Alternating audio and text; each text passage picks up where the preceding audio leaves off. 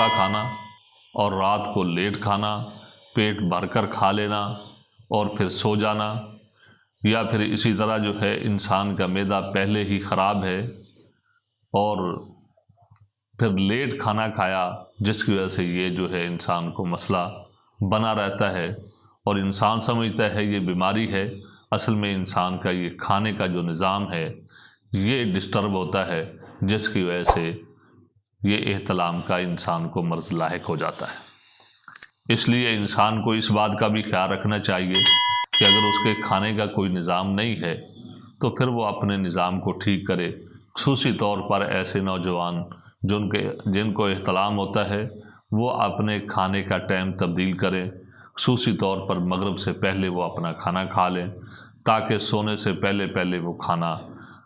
آپ کا جو ہے وہ ہضم ہو جائے، یا آپ 2-4